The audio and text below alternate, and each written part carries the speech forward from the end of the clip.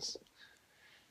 Hello, everybody. Hello. My name is Darren. Hi, Darren. I'm Graham. And we have been in the same world as the Texas Chainsaw Massacre, the film. Oh my god, how frightening. And I watched it last night, and you have seen it in your life. But anyway, we're going to talk about it now. Do you remember the story of the Texas Chainsaw Massacre? I'll give you a clue. It's in the title. Okay, so I think it's set in somewhere in America, like a dusty, kind of a desolate area. Maybe Texas? Maybe. And there is an automatic kind of wood-cutting machine. Maybe a chainsaw? And a bunch of people died that day. Maybe a incident. The Texas Chainsaw Incident. That's essentially it. Yeah.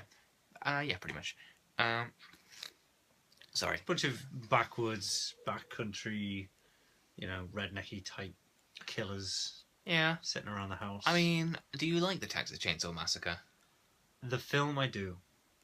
As opposed to what? The incident. The incident? What incident? Well, the incident's a tenuous link to the film, isn't it, really? The one that's the true story? Yes. Well, the film starts off by saying that this is a true story, and then says the whole film, really. It says the end. Everyone died. Not that everyone does die. I'm not spoiling that for you if you've not seen it. The film says up front, this is a horrible thing, blah, blah, blah. It's not really based on a true story. It is based on a true story. Based. It loose. is. How loose can you say based on a true story? Well, it was based on a true story that just didn't happen in Texas with a chainsaw and involve a massacre. So it's as based on a true story as that. Yeah. I think it's kind of loosely inspired by Ed Gein and his antics and some other killer whose name I don't remember or know anything about. So we'll just look at the Ed Gein aspect. Yeah. In the way that the he used poster to... boy of massacres. Well, he wasn't a masochist. Ed Gein. Well, he was a masochist, but not a massacreist. No. He was neither. Ed Gein, yeah, he's just the inspiration for people like Leatherface and This, and Buffalo Bill in Silence of the Lambs, and Norman Bates in Psycho, because, he liked to make belts out of nipples and things like that, and dig people up, and I think he might have killed his brother. Why? Don't know, wasn't there? Anyway, so yes, there's that, but is there anything you'd like to say about the film before I launch into anything? I think you should just launch in, to be honest. I mean, it's really good. If you haven't seen it yet, then why not? So did it scare you? It's pretty, I heard that it's pretty shocking. Really? So I'd did it scare say you? so. Because you're a bit of a coward, aren't you, when it comes to horror films? Yeah, I'm kind of easily scared. My imagination kind of runs away, and I start. Don't really need an imagination when you see a big fat man wearing a leather skin mask chasing some guy in a chainsaw. What I thought was interesting, I mean, it's obviously a comedy as well, I think. I think that's obvious. Makes me laugh intentionally. And at the opening, they've got that fat guy in the wheelchair, which I think is a sign of this being a good film, because he's so annoying, but he doesn't ruin it. Right. He's not like the character where he's like, oh, kill him. I'm kind of laughing at it because he is annoying, this fat guy in the wheelchair, but he's having a hell of a time. Like, he's just having a really bad time. Like, in the opening 4 minutes, they've rolled him down a hill by mistake. Yeah. But I think the film opens with them, like, pulling up in their thing so he can go out for a wee. And what I noticed is they wheel him out the van for a wee on the side of a hill, and they give him a bucket to wee in. Well, how would you do it? Well, he's on the side of a hill, just wheel onto the hill. Why do they have to collect it in a bucket? It was like a little biscuit tin of pee. Like, what kind of weird, crippled Howard Hughes thing is that? You've taken him out the van so he can pee freely. Yeah. If he's going to pee in a tin, just do it in the van. Don't even have to wheel him out. Well, you want a bit of, I'm sure he wants some privacy. I mean, people in wheelchairs still want to, Well, there's nothing wrong with him. How would you have done that? If you were disabled, how would you want to pee in a dignified way on a road trip? I would get wheeled out the van to the hill. I'd whip it out and I'd pee down the hill. Right. Yeah. Well, what if he's kind of like, it's all like, what if everything's just a mess down there and he can't move his legs, obviously. He can move them with his hand. Yeah, but you've also, he'll be moving both of his legs with both of his arms, so he's got to have. I mean, you can't get extra help off people. I mean, that defeats the whole purpose of having a dignity. I just whip it out and pee. I don't see the problem. Right. Not a problem. So yes, I hear that. Well, I saw a crisis averted. Yeah. I apparently this one. I think it was Total Films top horror films of all time. Do you know who was on the panel? Nope. Wes Craven, George Romero, and John Carpenter. Oh, right. They all voted this the #1 horror film of all time. As they should, probably. I think so. I mean, I think that George Romero's Night of the Living Dead is... I don't know if it's better. I think I prefer it. It came first, so the gore and everything, well, it's not really gory, but the grittiness of Texas Chainsaw was obviously revolutionary for its time. And why? Why? Well, Night of the Living Dead more so because that's when the sort of real kind of realism of it came, was on screen for the first time. But I think Texas Chainsaw did it equally as well, and both are a reaction to the news footage that people were seeing in Vietnam and people getting their brains shot out in the road and stuff like that. Just people feeling guilty, so they're kind of addressing it through pop culture. Well, no, it's just pop culture reflecting the side of the times, and it's not. I don't think the director Tobe Hooper felt guilty for what he was. I should do something. Not living in Vietnam.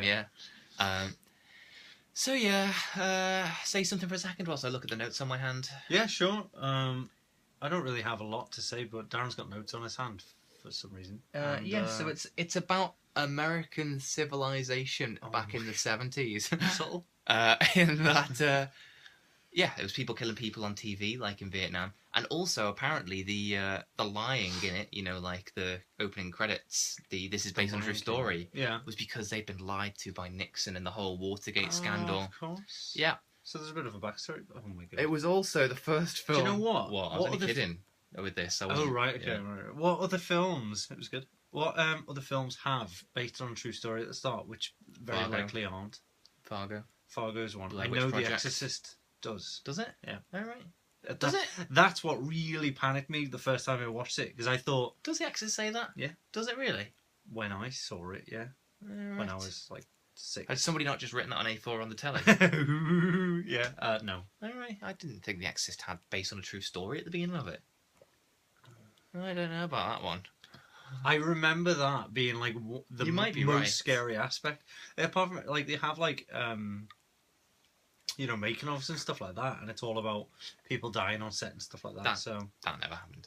It was like 50 odd people who Amityville died. said they say about the Amityville and the Omen as well. They just say that to make the horror film sound scarier. Alice in Wonderland. No, the other one. What's it Wizard of called? Oz. Wizard of Oz. With the dwarf hanging himself. I don't think that was to make the film scarier. Right. PR company sent out a note saying that a dwarf committed suicide. On set. That'll really put the shits at people when that line turns up. So they just put it in the film as well. Yeah. So Kim Newman, have you heard of him? She sounds lovely. I didn't understand that sentence. What? Who is him? Kim Newman is a film critic. Okay. Quite an esteemed one. And he has a theory that the Texas Chainsaw Massacre is a kind of satire on the American sitcom, particularly that scene where they're all sitting around the dinner table. Okay. Because you've got the guy who's the dad, who goes out and he's the breadwinner because he's out, pumping gas.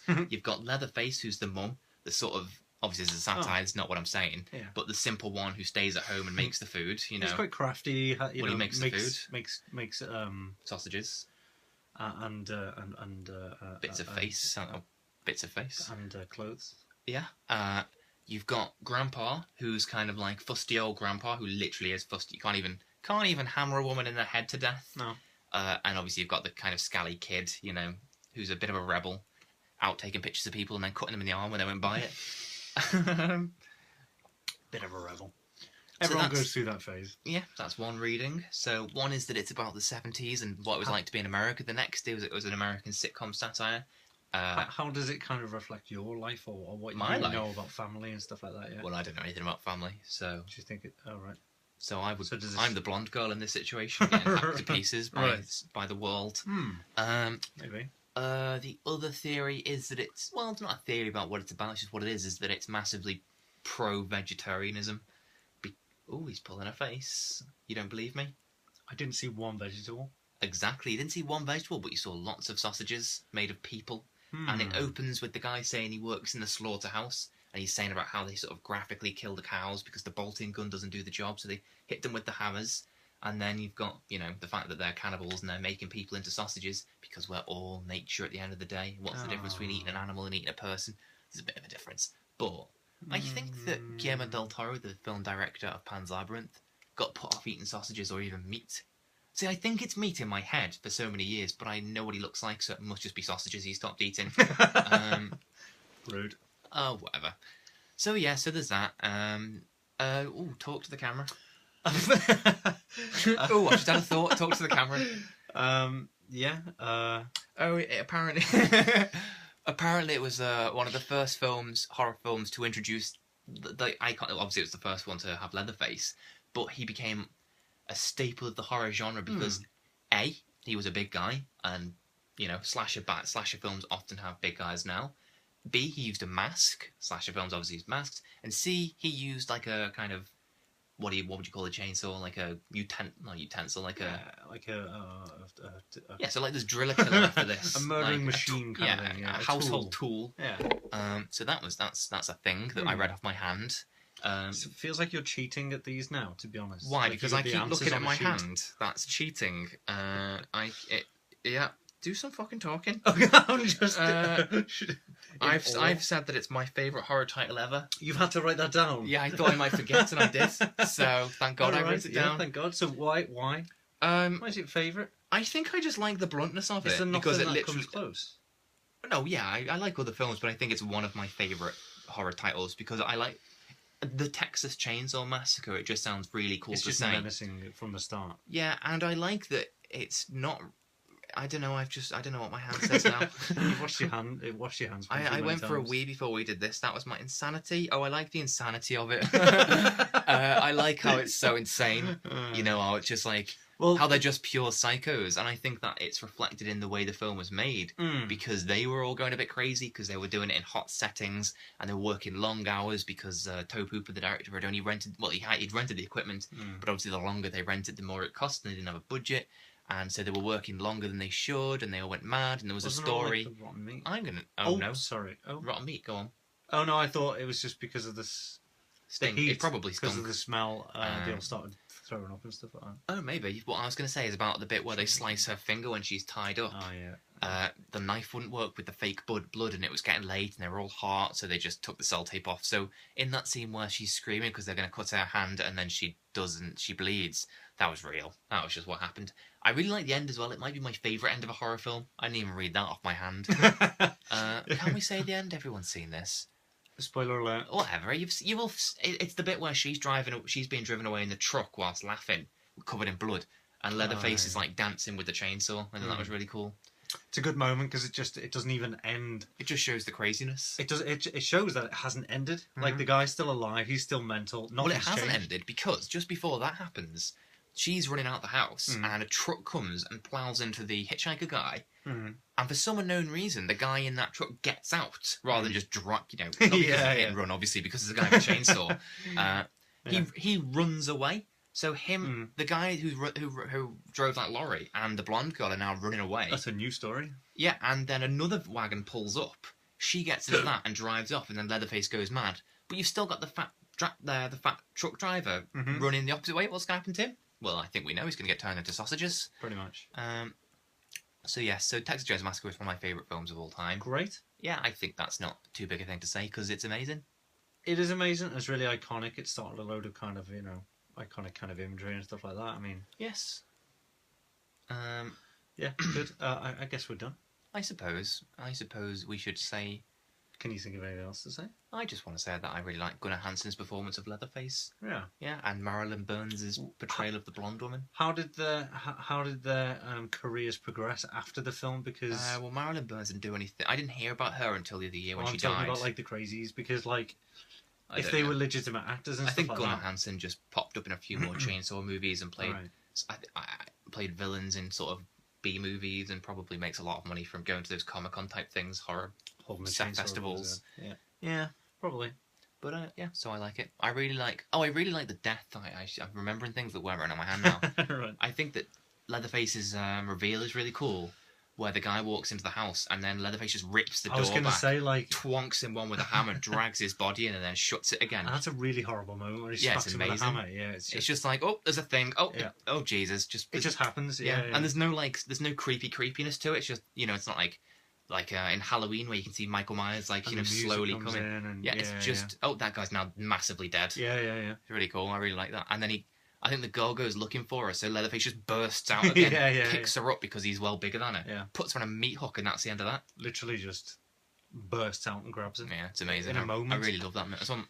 Everything. There's so many things that are my favourite in this. My favourite title.